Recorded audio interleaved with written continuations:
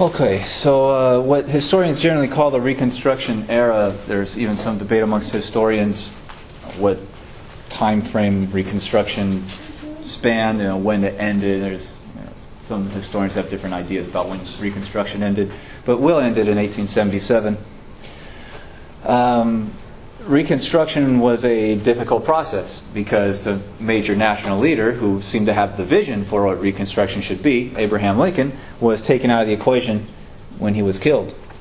So you have different groups and even different individual politicians who have very different ideas about what Reconstruction should look like, what it should do, what the kind of grand vision for the rest of the country is.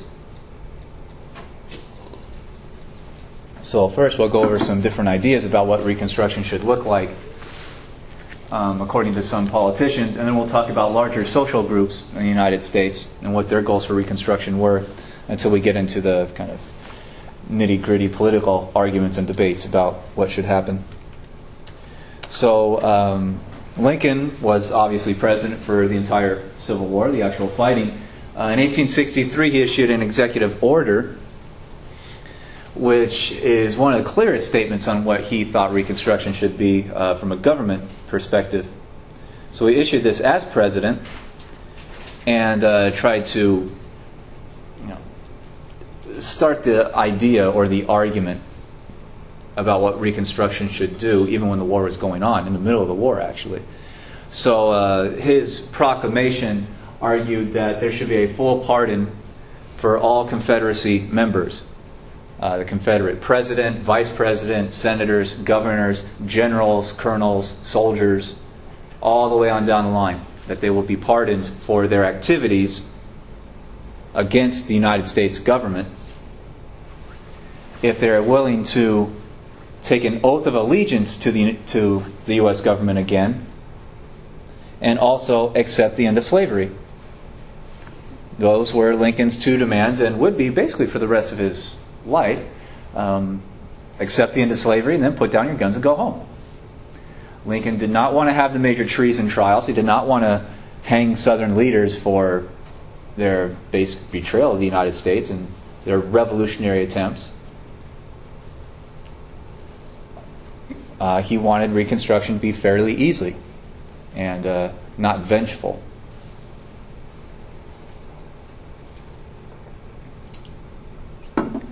That opened the question, though, of how do you officially bring those southern states back into the United States and make them part of the Constitution again.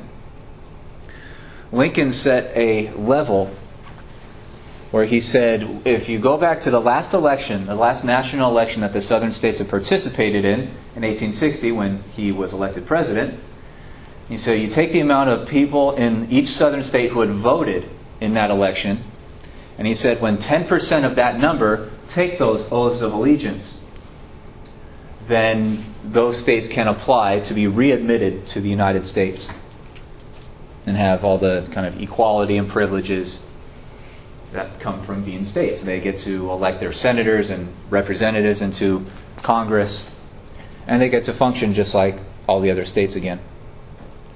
So, 10% is a pretty low bar to set, fairly easy to accomplish. So in that way, he also symbolically showed that he wanted a fairly easy, non-violent, not long drawn-out Reconstruction, as long as they accept the end of slavery, basically. So for that, it became known as the 10% Plan.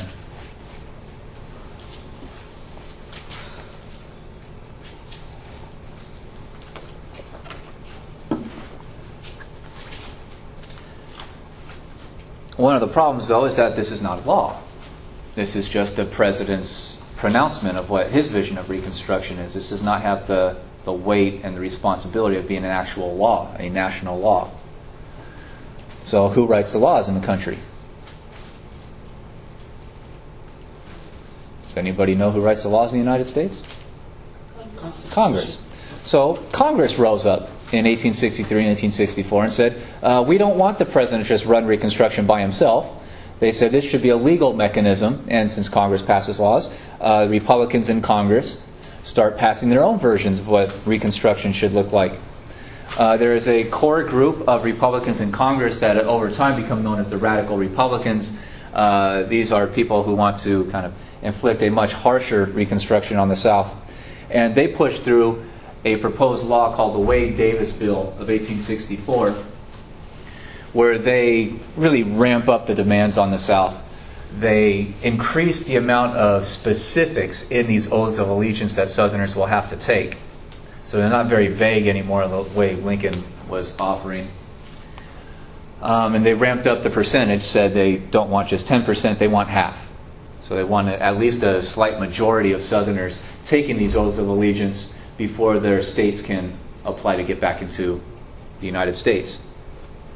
And of course, in those oaths of allegiance, they put in very specific promises to recognize the freedom and equality of former slaves. So this is a step further.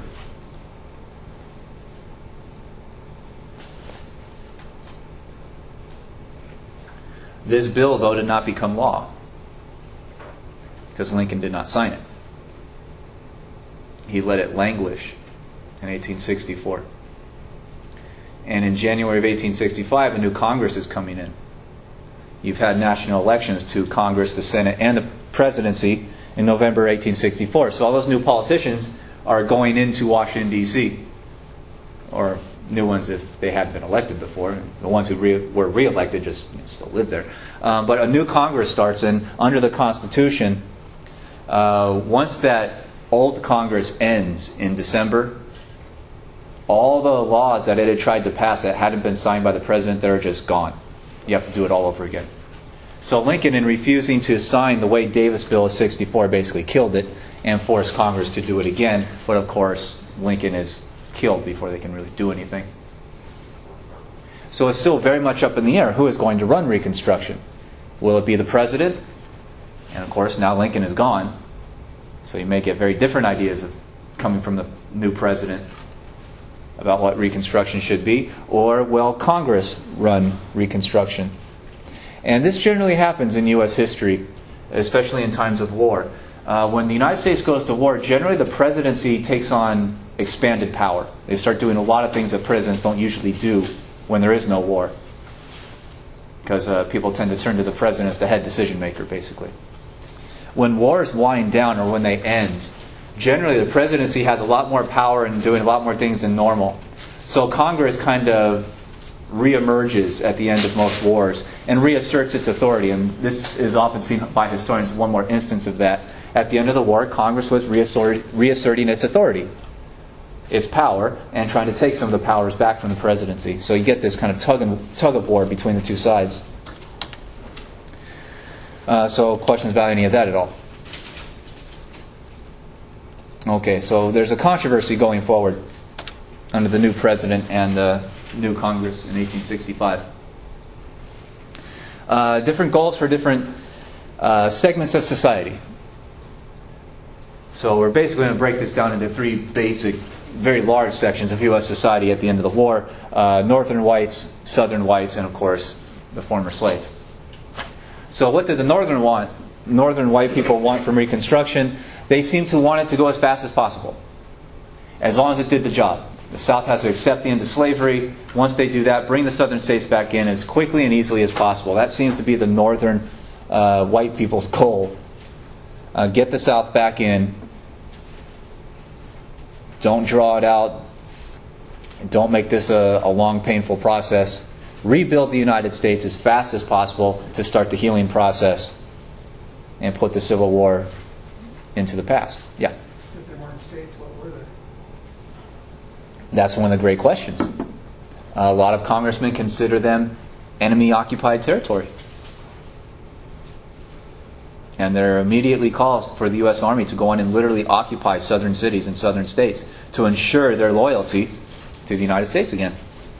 But that's an open question. Are they states? Are they territories? Are they like foreign lands that you conquered from Mexico or something and now you have to figure out what to do with them? What are they? There isn't any clear answer on that.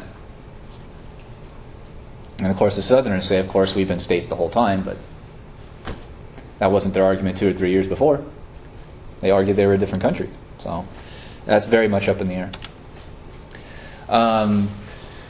The freedmen, which is a general term given to former slaves. So basically the black population of the South almost entirely. And of course many in the North also. You get this new term that arises called freedmen to describe that gigantic part of society. Their number one goal right at the end of slavery and the beginning of Reconstruction is not so much concerned about this national politics or anything, or what are these states or territories, or how do you bring it back in the country. Their number one concern was to rebuild their families. Remember, slavery had been going on for over 200 years by this point. Slave owners technically owned slaves like property, literally. And many slave owners treated their slaves like horses or cattle. They sold them. Sometimes they would allow slaves to get married and have children. But those children are born into slavery. And if that slave owner can get a lot of money for that child, they'll take that child from his parents and sell it to some other slave owner. And who knows where that guy's going to go with the kid. So a lot of these families have been broken up. And it's a tragic and horrendous thing to do. But that's how they treated their slaves. They treated them literally like horses or cattle. Often when slaves were sold, they didn't write up a receipt. Nothing is filed in any kind of city or county government. So there's no paper trail to follow about where your family members were sold to, or where they went, where they were taken. And even if there was a paper trail, a lot of these former slaves couldn't read. Because no Southerner was willing to teach or virtually no Southerner was willing to teach their slaves how to read. Because if a person learns how to read, they become an independent thinker. Then they can start asking questions and starting movements, and that's the last thing the Southerners wanted. So most of the South made it illegal to educate slaves. So a lot of these former slaves couldn't read their own name and couldn't do basic math. So even if there was a paper trail to follow, if there was some kind of archive to do research in, most of these former slaves couldn't do it because they didn't have the education. So the idea is to basically take to the road. Go where you hear the rumors of your daughter or your husband was 20 years ago, and go to that town and see if you can track them down, or track down another lead that may send you to another place. It's extraordinarily difficult, and a lot of families are never reconstituted, never brought back together completely. People are just kind of lost forever. But that's one of the legacies of slavery, and that's the number one thing that most slaves wanted to do right when the war ended and right when slavery was eradicated. Find their family. They had secondary level goals also, which is basically to build up their own independence. And back then, as we talked about many times in this class, most people back then were farmers. So owning land was seen as the symbolic and the real world economic means of being an independent worker. So that you don't have to rely on an employer or someone like that. If you own your own land, you can grow food on it, you can feed your family, you can feed yourself, and you sell the rest at market, and that's how you make money. So owning land outright, not without debt or anything like that, is seen as the number one kind of driving economic engine of real personal independence. And that's one of the major demands that the former slaves had, and things that many congressmen had promised throughout the war, that when the North wins, they will confiscate a lot of those gigantic plantations in the South, those thousands and thousands of acres held by one white family. That the Northern armies would go in and kick that white family off the land, confiscate that property, and break it up into smaller pieces and give it out to the former slaves. So many Northern congressmen had talked about land redistribution. And there are promises and rumors toward the end of the war that every former slave, every male head of household for a freedman family, will get 40 acres and a mule, which is literally 40 acres of land, and the government will give you some kind of animal to help you work it. Congress never followed through on that promise, and in fact never broke apart the plantations. But that was something that was immediately recognized as the economic source of independence. And a lot of the black population today is still outraged that never happened. One of the more famous directors in the United States today, Spike Lee, still calls his production company 40 Acres and a Mule. I mean, that is a long remembered broken promise by the federal government to the black population. Another thing they wanted for their own independence was for especially the federal government to set up education systems, especially for former slaves, because you have a whole lot of adults who literally have at best an elementary school education. They might be able to read their name or something, some small sentence, and do 2 + 2 = 4 or something like that, but not much beyond that. So another demand is usually the federal government to set up low-level schools and also building up to colleges for the black population, so that they can become educated enough to be intellectually independent also. So those are the three things that they're trying to do very quickly. And of course, politicians make promises to do that and largely go unfulfilled on down through the decades. So questions about those at all? What does the southern white population want? They want to get back into the country as fast as possible, but they don't really want to change anything.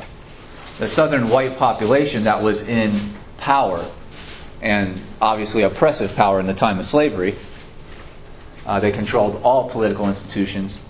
They controlled the land. They controlled economics. They controlled the courts. They controlled virtually all aspects of Southern life. Those Southern white dominant class want to keep control. So there is a very delicate balancing act that the Southern white leaders have to do.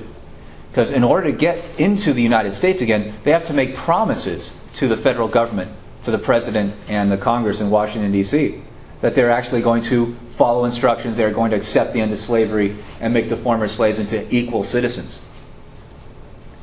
So they have to make that promise and start making steps in that direction in order to satisfy the Northerners enough to bring the Southern states back into the country. But they don't really want to do it. So they're going to try to do it symbolically in some ways, but in the real world, keep power for themselves and keep the black population rigidly repressed. So they have a tightrope to walk. It's a very, very delicate balancing act. So outwardly they will promise that they have ended slavery and that they are allowing the newly enfranchised black citizens to live equally and eventually vote and everything else. But in reality, all those rights are basically thrown out the window. And the black population is dominated by basically terrorist tactics.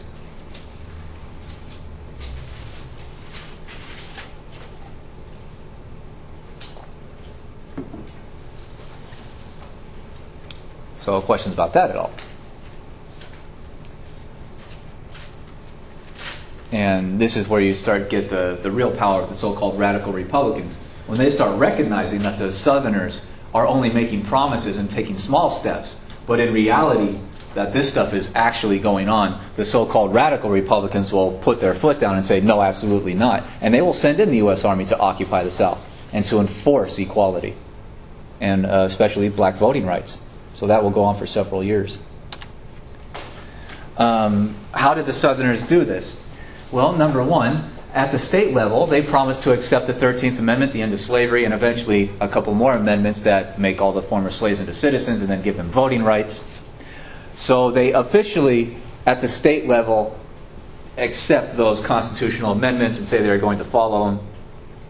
But at the lower levels of government, the city level, the county level, it's a very different story. Those levels of government start passing what come to be known as the black codes. And that basically means that at the city level, they will say, yes, black people have those full rights as long as they follow these certain instructions. So they say, as long as you follow the rules of the city, you will qualify to get the rights that are guaranteed you in the Constitution. So they became known as qualified rights, which of course is not a natural right at all. You have to follow their instructions before they'll allow you access to what the Constitution says are your natural rights as just a living, breathing person. What are the qualifications for a lot of these rights? They vary from city to city and county to county, but generally, no racial intermarriage. Blacks would not be allowed to own weapons, especially guns. because a lot of these white families are very paranoid of former slaves going off and killing their former masters for very obvious reasons. Many cities make it illegal for black people to possess alcohol, to possess money over certain amounts in their house or on their person. I mean, literally cash. So you start seeing a lot of pretty horrible restrictions on what we would, and back then people even defined as the general freedoms that people are supposed to enjoy if you think you were free. Many cities start making it illegal for black people to serve on juries and make it nearly impossible to sue in court.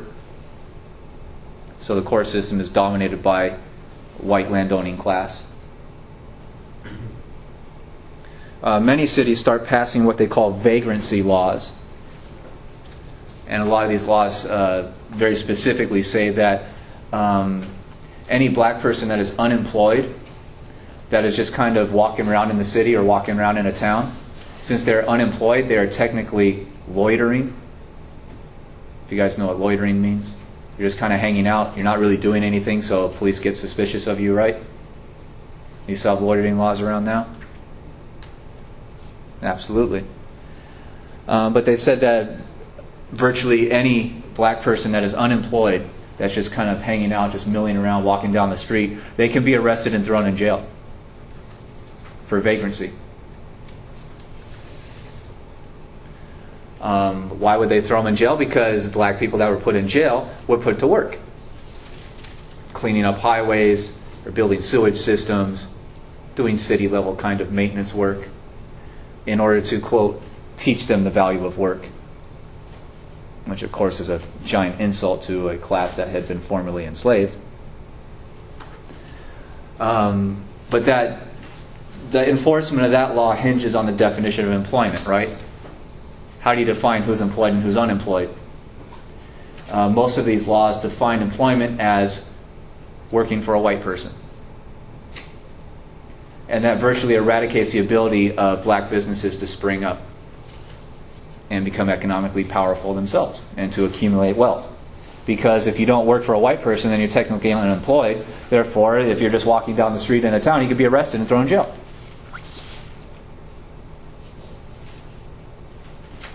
So usually on the local level, they're passing these kinds of laws to keep absolute dominant control over the Southern economy, Southern politics, Southern society, Southern culture, everything. And of course the Ku Klux Klan rises up very fast in the wake of the Civil War to enforce these kinds of things violently to keep the black population repressed. So questions then about this idea of the qualified rights of the vagrancy laws or anything like that?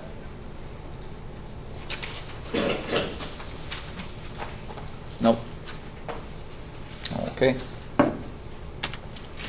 Okay, now we get to the new president.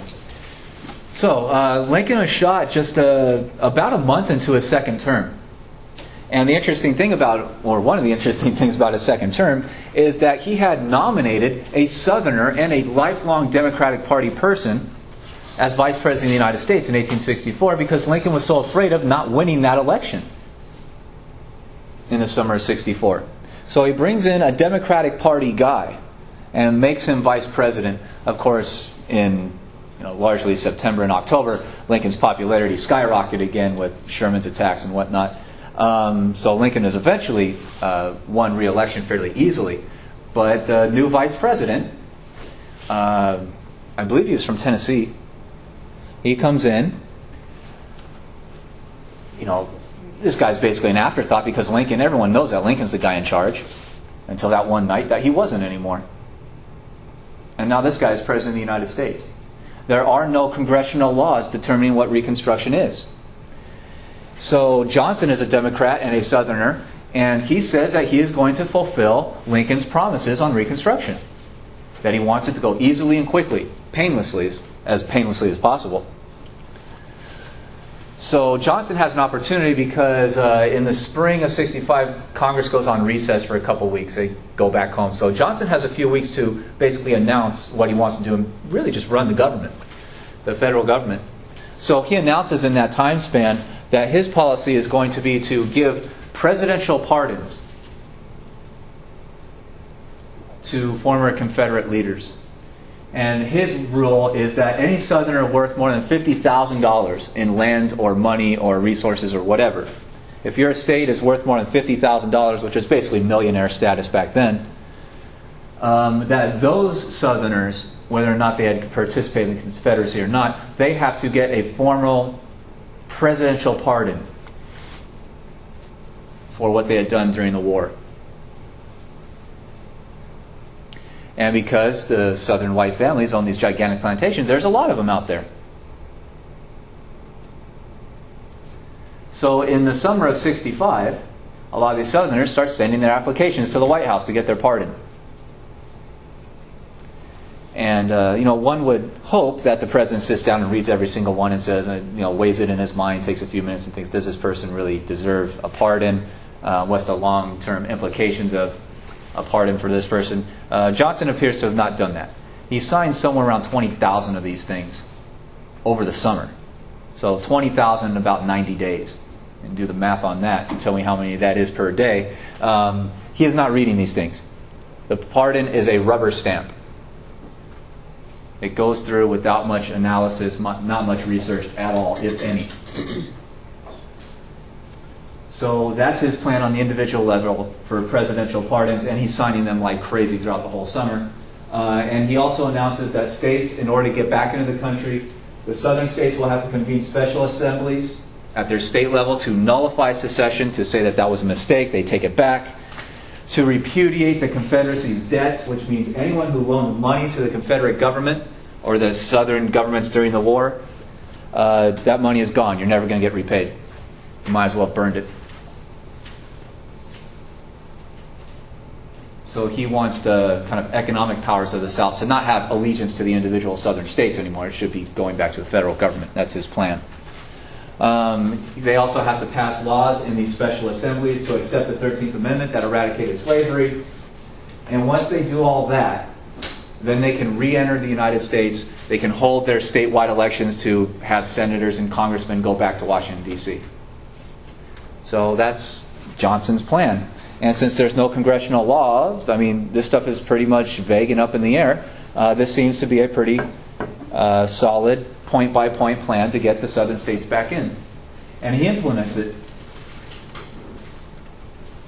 What do the Republicans think of this, especially after the death of Lincoln? Are they happy about it? No. The Republicans in Congress that dominate Congress almost completely, they look at what Johnson is doing and they say, this is too easy, it's too fast. And they start getting paranoid. They say, Johnson is a Southerner. He's a Democrat, which almost all the politicians in the South were also Democrats. So they say Johnson is basically like a Confederate person now leading the presidency, now leading the United States. So they start getting worried that Johnson is basically going to sell out everything that they had accomplished in the war. And there's a lot of Republicans who start saying, what's the point in having fought the war if Johnson's just going to be doing this stuff? Johnson doesn't want to send in the U.S. Army into the South to guarantee black rights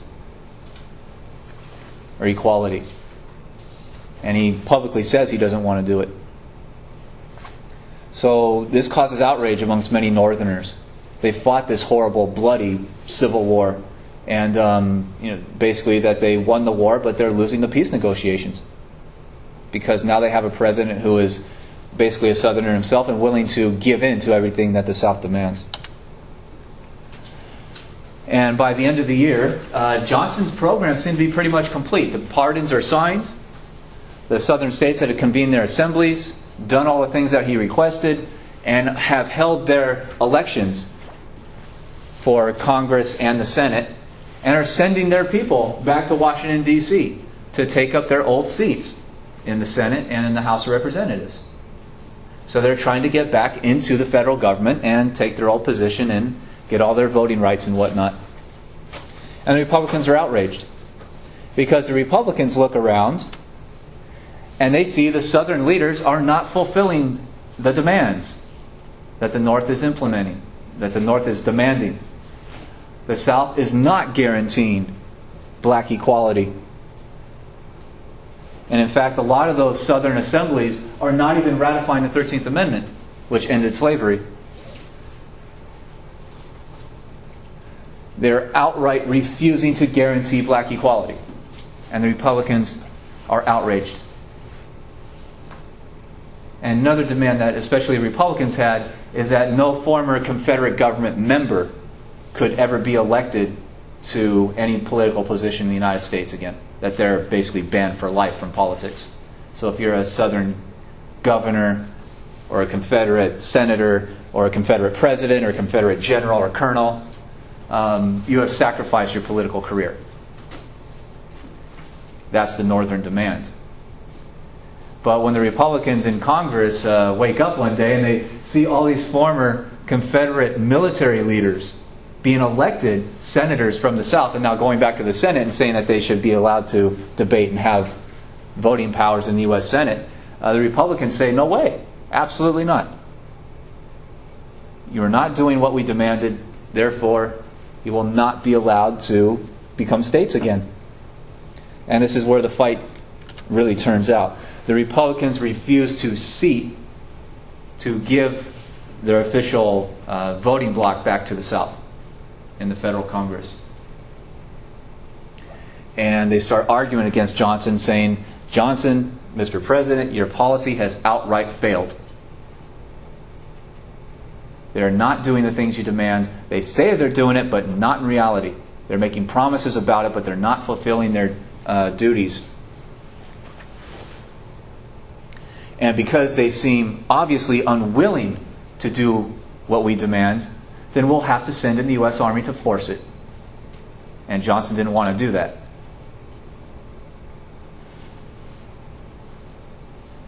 And this is the point where they start becoming known as the radical Republicans, because they want to take even harder and harsher steps against the South to ensure that the South is following orders, basically.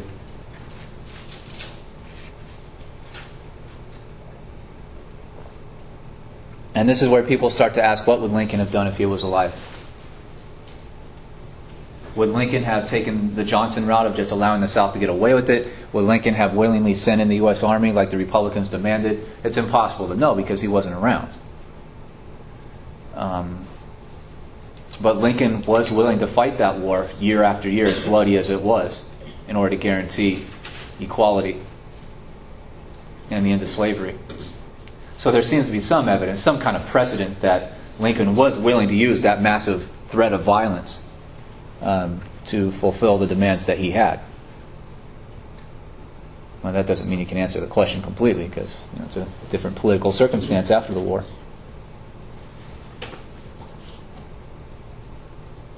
So either way, Lincoln is gone, so he doesn't get to make the decision. And there's a giant rivalry. I mean, this is real heated politics. Johnson starts calling Congress a bunch of traitors. Congress start calling the president a Southerner, a Confederate, basically. A Southern spy, almost. So this is politics of deep hatred are emerging very quickly. And Johnson is he has the kind of personality where he doesn't want to listen to debate. He has a fighting kind of personality. He takes personal insult at certain comments, and he basically declares lifelong enemies against political opponents. So he has a very aggressive kind of political attitude. Now, it's just seemed to be a part of his personality. And he seems personally insulted that Congress would try to overcome what he saw as his authority as president. So he willingly took on Republicans in Congress. This is going into early 1866, which is what we call midterm election year, where the president isn't up for re-election, but Congress is. The entire House of Representatives and a third of the Senate are all up for re-election every 2 years. So 1866 is one of those years. Johnson, as a Democratic Party person, goes throughout the North campaigning for Democrats and goes to northern cities and says that your Republican representative who's running for re-election in trying to overcome my demands as president is actually a traitor. You should vote them out. Which was a difficult argument to make in giant Republican districts. I mean, the Republican Party held these areas very solidly, and now you have the Democratic president basically running through and calling their congressman, spawn of the devil, basically. To the point where Johnson is attacked right there on the podium. People throw things at him. I mean, it's really pretty ugly stuff. There's accusations that he's drunk half the time, that there's no way he can actually believe this stuff, so he's either drunk or insane or something. And the result in the 1866 election is the exact opposite of what Johnson wanted. Even more Republicans get elected, to the point where they can override a presidential veto, which takes a giant kind of yes vote in Congress to override a presidential veto. It does not happen often. So the Republican Party going into 1867, as a result of these elections, have such a large part of Congress that they'll just start passing laws, whatever they want. And when the president tries to veto it, under the Constitution, when the president vetoes, it goes back to Congress. And if they vote at even higher percentages to approve the law, that law passes even against the president's opinion. So it's very rare that this happens, that one political party can get that many of its members elected. But that happens in 66, and therefore they just start passing laws in 67, and they, at this point in 67, pass their version of Reconstruction over Johnson's complaints because he couldn't stop it. And it's very detailed. It starts to resemble some of the stuff that Lincoln and Johnson had talked about, but in this instance, this one will use the U.S. Army. So by law, they divide the entire South into 5 different regions. Each region will get an army, a piece of the U.S. Army under a U.S. general. Will go to that place and basically encamp. They will put the U.S. Army in place in that region and enforce the Constitution at the point of a gun. And their command, their orders are to guarantee black equality and eventually voting rights also.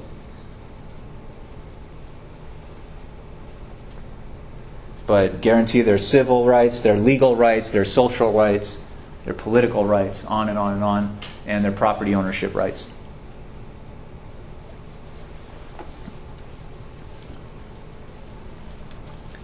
And the next piece is to pass this idea of reconstructed voters who took the oaths of allegiance that Lincoln had even talked about.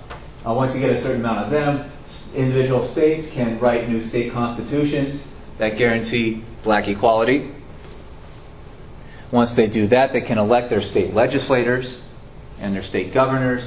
Once they do that, this is getting to the point where the 14th Amendment is approved, which guarantees that any person born in the United States is a citizen by default. So, of course, all the former slaves that were born in the United States are now made citizens. They're not just former slaves, they're now equal citizens. Question? No. And also says that even if you're not a citizen in the United States, you still have the protection of laws just as a living person. So that's the 14th Amendment is several paragraphs long, much longer than the 13th. But that's the 14th Amendment, and this was a new thing that had just passed. So the last piece of this kind of legal structure says the state legislators has to accept the 14th Amendment now also. And when they do that, they can hold congressional elections, which means their members to the House of Representatives and the U.S. Senate would be finally readmitted when the state rejoins the United States. So this is much more detailed, much more stringent, and of course will be enforced by the U.S. Army sitting in the area.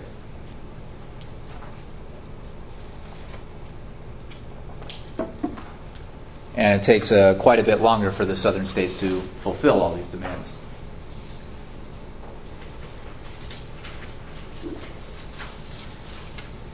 So, questions about any of these?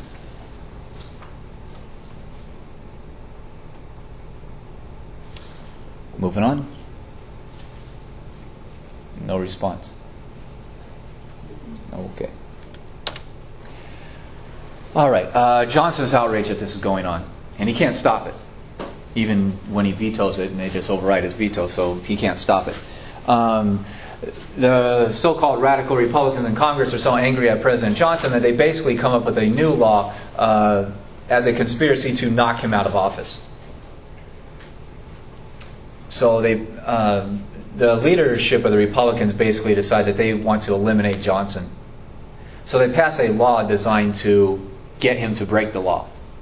This law is called the Tenure of Office Act, which they passed, again, over his veto, which says that because Johnson did not appoint his own cabinet members, he inherited Lincoln's, Johnson is not allowed to fire his cabinet members without the approval of Congress, which is obviously unconstitutional, and you're supposed to have these separation of branches, right? And they're not supposed to intervene with each other or anything like that. So it's obviously not a very good law, but they passed it, and they expected Johnson to fire someone. And once he does, he has broken the law, and therefore they will impeach him and try to remove him from office for being a criminal, basically.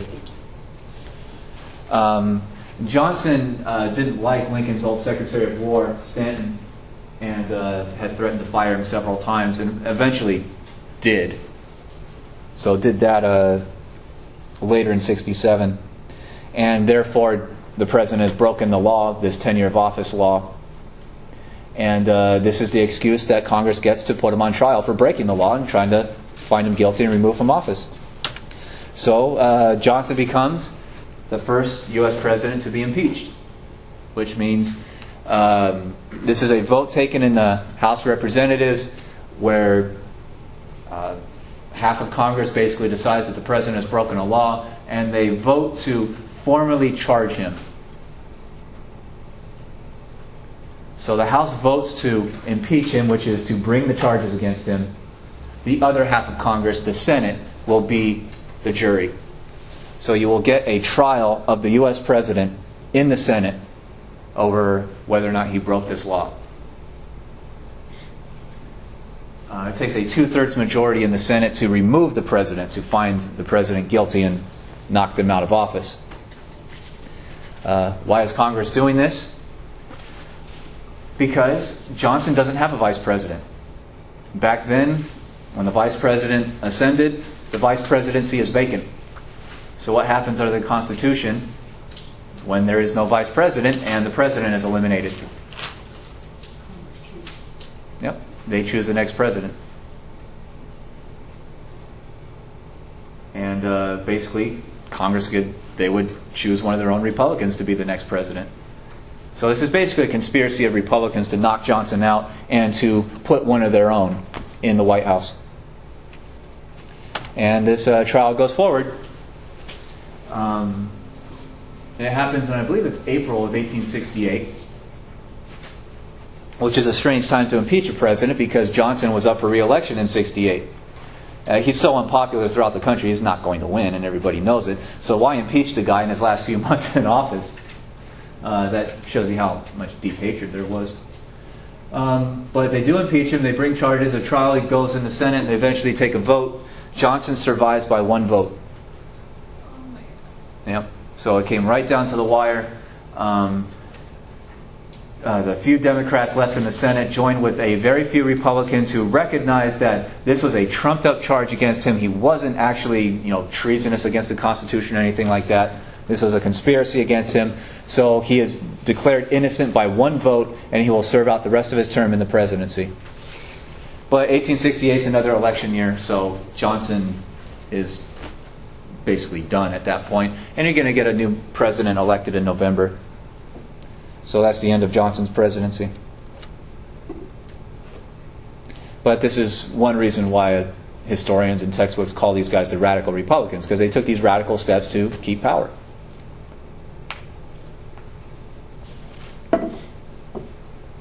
So, question about the impeachment at all.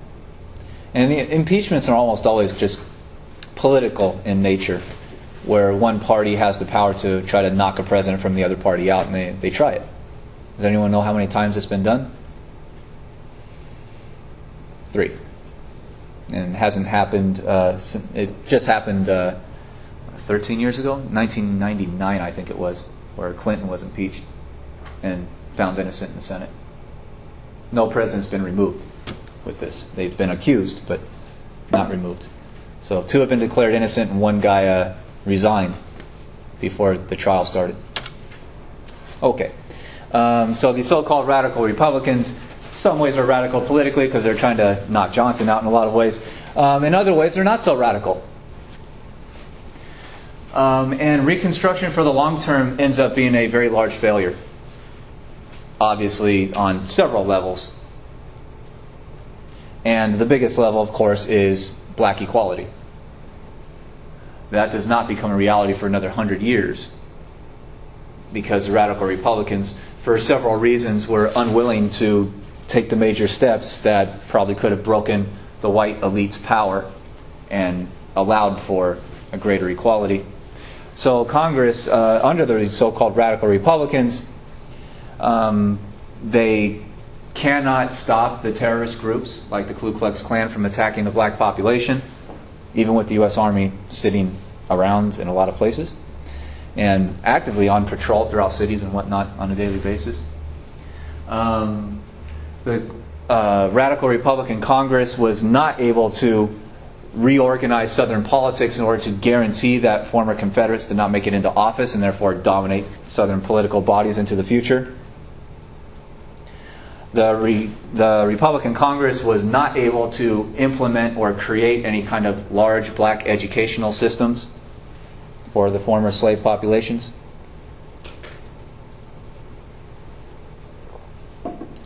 So there's all those problems. And then there's probably the biggest one of all. Congress did not break up the plantations, did not break up the giant white landowners' property and do land redistribution to the former slaves. It did not happen. Congress, even with former Confederates' personal property, were very unwilling to take property and give it out to someone else. There's several arguments about why Congress did not do this. Probably one of the biggest ones is that back then land ownership was seen as the means of economic independence, and Congress was afraid of stepping into the question of, how much land do you take from someone? Do you take it all and just leave them in poverty, or what proportion, according to what crime? It just goes on and on. How are you going to define this? What is fair?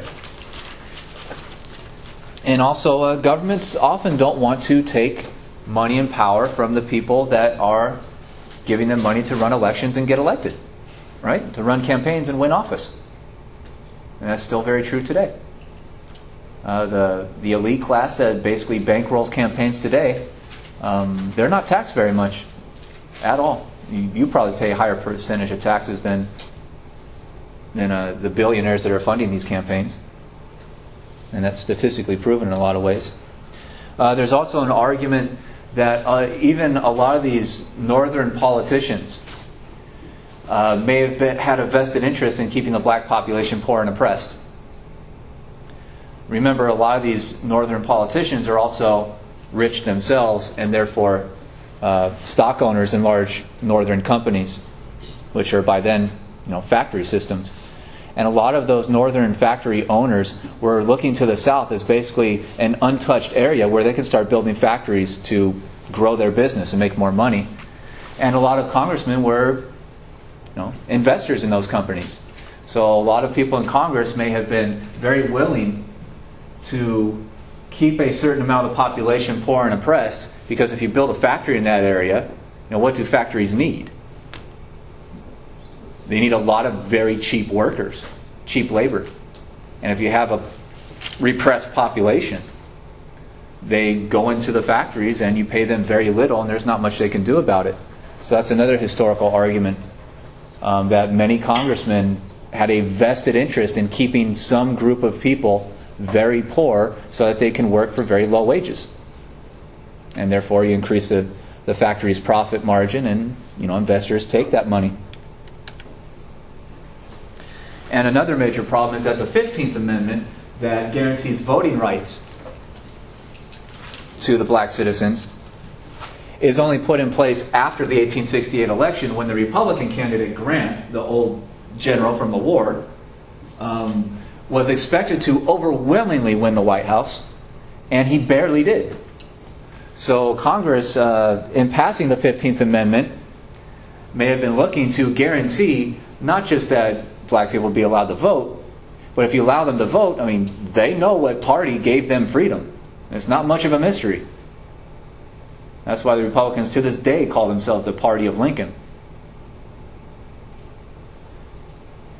If you allow the part of the population that benefited from Republican Party actions, if you allow them to vote, most of them will vote for Republicans, right? Theoretically. Therefore, many historians argue that the 15th Amendment was rushed through after the 1868 election in order to guarantee future Republican voters access to the actual ballot box.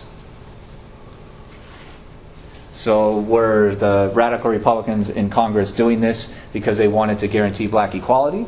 Maybe not. Maybe they just wanted to get themselves reelected over and over again and have a real major hold over national politics going forward.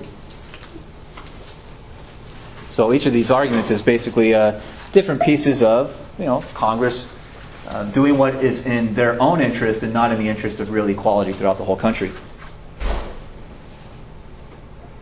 So questions about any of this at all?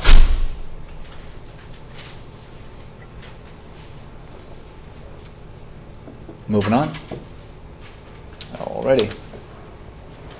Okay, now the rebuilding of really white dominance for the long term. And most of this has its basis in economics.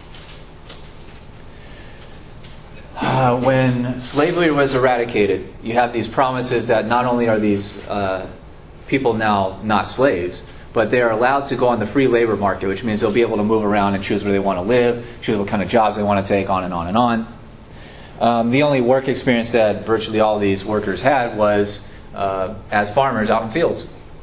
So a lot of them immediately turn to, since they can't get a hold of a piece of land themselves, they can't buy any land because they have no money. Southern banks largely won't lend them money.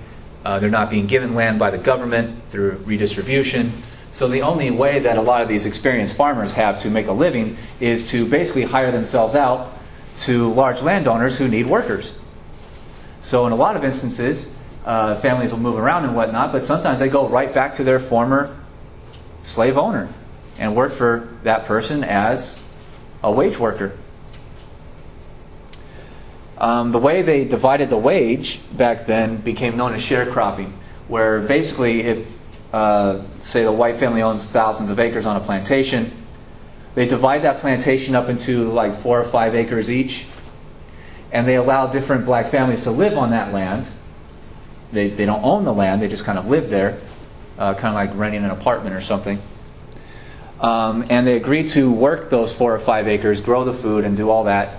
And at the end of the year, when the harvest comes in, they divide the harvest in half. They literally cut the crop in half, and they share it. Half goes to the worker, the black family usually, and half goes to the white landowner. So it's literally sharing the crop, so it's called sharecropping. The problem with this is that at the beginning of the year, when this deal is made, the white landowners usually wrote up contracts that said, at the end of the year we're going to divide the crop and all, on and on and on. And usually contracts that the black workers could not read because they had so little education, if any. And they didn't understand compound interest and all these advanced mathematics. So a lot of times the white landowner would write into the contract, I am loaning you seeds and shovels and all the tools for farming, and that you'll bring them back and pay me back with interest for those loans at the end of the year. So we will cut the harvest in half. You can take your half and feed your family and take the rest and sell at market. You'll get money. You'll pay me back for the loan. I'll keep my half, and that will be the deal. The problem is that at the end of the year, through compound interest, and oftentimes the white landowner would change the contract a little. They basically guaranteed that the black family is in debt at the end of the year. Not only do they have to give up half of the crop to the white landowner, but the white landowner says, well, you actually still owe me money, so why don't you just give me more of your share, eventually to the point where they get almost everything. So it's manipulating contracts with people who didn't know how to read contracts and had no access to the court systems. So sharecropping becomes basically a type of economic slavery, because that working family would be in debt at the end of that year. And of course the landowner would say, okay, now you're in debt to me, you haven't been able to pay up, so why don't you stay on that piece of land next year and do the same thing, and we'll see how you do at the end of next year. And of course they're even further in debt at the end of the second year, then further in debt at the end of the third year, and it basically becomes a lifelong type of economic servitude. So sharecropping is overwhelmingly seen as economic slavery. So the Constitution eradicated slavery, political, legal slavery, but you get a kind of economic servitude that rises very fast immediately afterward, in just a few years after the end of the war. And when you look at the amount of sharecropping or sharecrop farms throughout the Deep South, the darker areas in red are over 35% of the farms in those regions are sharecropper farms.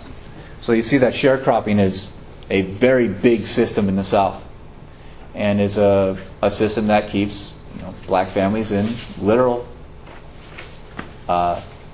economic debt, and therefore no way out for generations.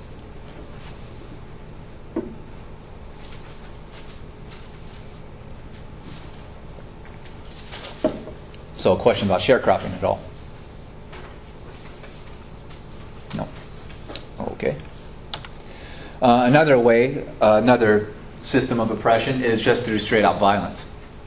The Ku Klux Klan is established in 1866, the year after the war ended, and is basically a small-scale terrorist organization, usually at the local, municipal, city level. And we all, have heard the stories, and they wear the mask and they attack in the middle of the night. So not only do black citizens have very little access to actual court systems or any kind of real political equality, but if they speak out about the problems of this new kind of society, then they and their families are attacked in the middle of the night, and people are murdered. Their homes are destroyed, homes are burned down. So it's literally terrorist tactics to keep people in fear to the point where they will not speak out about all these gross injustices. And the Klan is only one of many different groups. And this kind of idea even spread into the North. Racial violence is not just inflicted in the South. Black people are hanged, even in New York City and Boston in the 1950s. So this is not just a Southern problem. Racism is prevalent throughout the United States, even in the far northern cities. The Klan wasn't as dominant in northern cities. They had different names. One of the bigger ones, especially in the northern Midwest, was called the Legion of Decency, which, not very decent, but these were very social, conservative types of groups. Didn't want intermarriage and would kill people for trying it or even talking about it. It became, very scary stuff, very violent stuff. And there are very open accusations that not only are these Klan's members are not just the average farmer out there or something like that. They're often government members. So when the Klan inflicts violence or kills a family, they don't go on trial, because the people who put on the masks and whatnot were the sheriffs of the town, or the judges of the town, or the attorneys. So even the people that were responsible for implementing equality and guaranteeing equality throughout society are often taking part in this kind of stuff.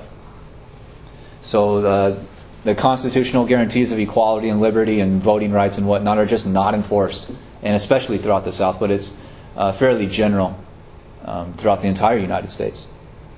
And even out here in Fontana, the Klan was big in Fontana right into the 1980s. So there you go. And another common accusation was that a lot of former Confederate generals and soldiers very quickly switched into being Democratic Party members, which is signified by this cartoon with Seymour and Blair as presidential candidates, and quickly moved into being Klan. So basically, Klansmen were just largely former Confederate soldiers that were obviously used to violence and inflicting violence to get their way.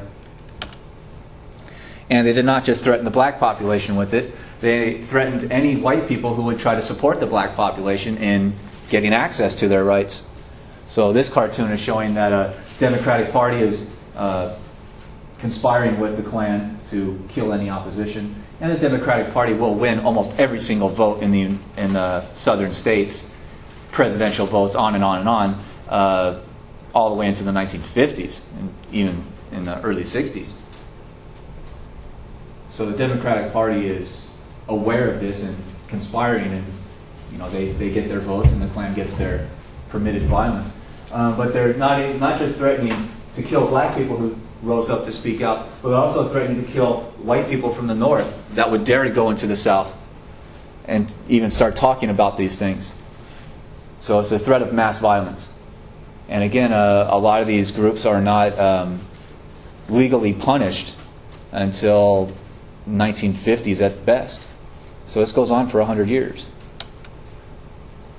And you get a lot of political cartoons, obviously, people in the North complaining that this is going on, that a lot of this oppression is really a conspiracy between racists, former Confederates, and Northern industrialists who want to build factories in the South and look to keep an oppressed, poor population so that they can have cheap wage workers.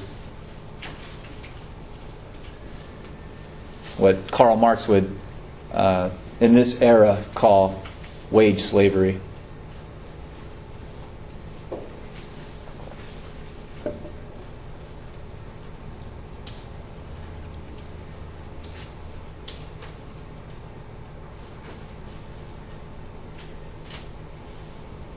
So questions about any of that? There's some absolutely horrid statistics you could find. A lot of the black population recognize that they cannot, gather outside of City Hall or anything and petition for their rights that are going to be killed. The one place where they felt they might be safe was in church. So many religious leaders in the black community become, by default, also political leaders. And that goes on for decades also. But they felt that gathering in church on Sundays, they might be safe. But that wasn't always the case. And in some of the research I did, I think it was Tennessee in 1869, so 1 year in one state, 67 black churches were bombed or burned to the ground.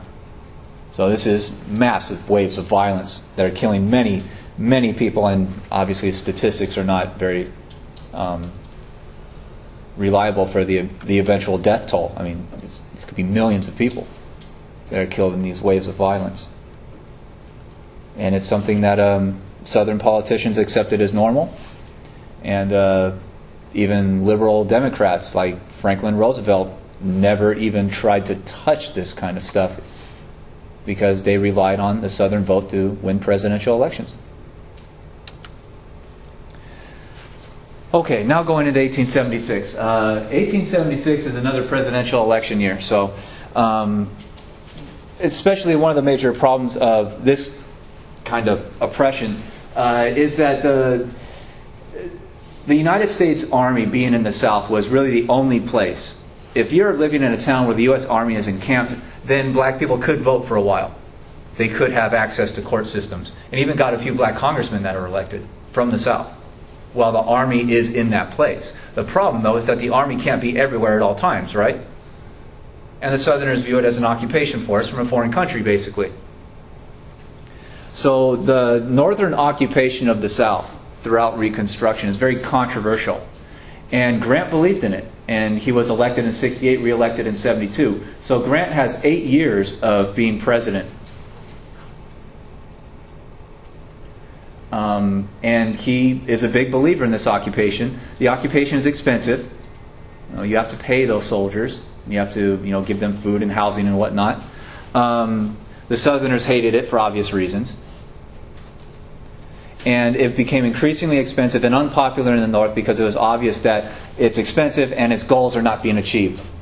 And Grant became also an unpopular politician by 76, which he could have run for a third term, but he decides not to.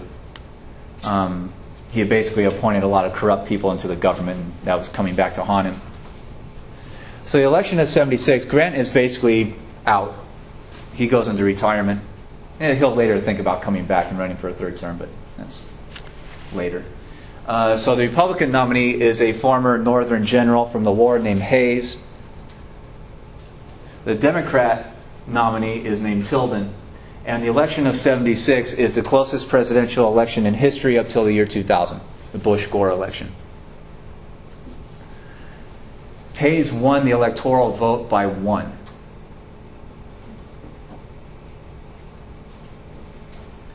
So the states that voted for the Democratic candidate, Tilden, immediately start they start issuing demands about voter fraud, and they want to recount in some of the states that Hayes actually won. So the official kind of counting of the electoral vote in the Senate is dragged out. It usually happens in December. So many states were threatening to do recounts of their votes and possibly, decide that Hayes hadn't actually won their state, that the official result is delayed until February, when a giant deal is struck between Hayes and the Democrats. And the deal is that Hayes will get to become president of the U.S. The Democrats will allow it if Hayes gives them something they want. And the thing they want is the end of Reconstruction, the removal of the U.S. Army out of the South. And Hayes, when he becomes president in March 1877, issues the order to withdraw all U.S. Army occupation out of the South and say that Reconstruction is done and complete. So the Northern Republicans got their guy as president. The Southern Democrats got the end of the occupation. Some other Northern Republicans and Northern Democrats get another railroad, which they'll invest in and make a lot of money. So Hayes became president, is immediately viewed as a bastard president, basically someone who got into office only by making a deal. So who knows if he actually won the election or not. That's controversial to this day. And the thing he also promised, and the Republicans generally promised in the North, is to basically ignore the lack of equality in the South. And that goes on for, again, about 100 years, give or take. And when the Northern Army leaves the South, that's when the violence gets infinitely worse. And that's when black access to voting rights or the court systems or any kind of equality in any way is virtually eliminated throughout the entire South. And much of the Midwest and even a lot of places in the North. But the Southerners got the long-term result of this election. They got what they want for the long term. They get a benefit for 100 years, and Hayes was basically president for only 4 years. So this is the last instance of the Republican Party basically selling out its promises of equality and enforced citizenship. And that's where Reconstruction is generally thought of to have ended. So does that make sense? Questions about that election at all? So I want to end with a quote from a famous black leader. You don't have to write all this down. But Frederick Douglass was one of the most widely recognized black leaders in the United States, was born into slavery, had gotten out of it, became educated, and toured throughout the North, arguing for the end of slavery, even in the 1850s. So before even the war. So he's a very famous person in the United States and largely throughout the world. So his statement on Reconstruction at the end of it, I think he wrote this in 1880. He said, "Our Reconstruction measures were radically defective. Not radically useful, but radically pathetic. To the freedman, the former slave was given the machinery of liberty through constitutional amendments, but there is no energy, there is no steam to put it into motion. There is no actual freedom where they can thereby guarantee their independence. The old master class retain the power to starve them to death, and whenever one group has the power to starve another, that is the power of slavery." So you might not call it slavery, but when one group has the power, the wealth, the means to starve another, that second group are basically slaves. And he says, in the end, the impressive thing is not that the freedmen have made so little progress, but rather that they made so much. So in this culture and society of mass repression, it's not amazing that they've made so little progress, but that they've made as much as they have been able to, as little as that actually is. And not that they've been standing still, not that they've been failing to progress, but they've been able to survive at all. That they've been able to stand at all and actually live in this kind of environment. So questions about that at all? And it's a damning statement of the failures of Reconstruction, the failures of the promised equality, the promised liberty and freedom and everything that the United States is supposed to stand for, and openly talks about standing for it throughout the world.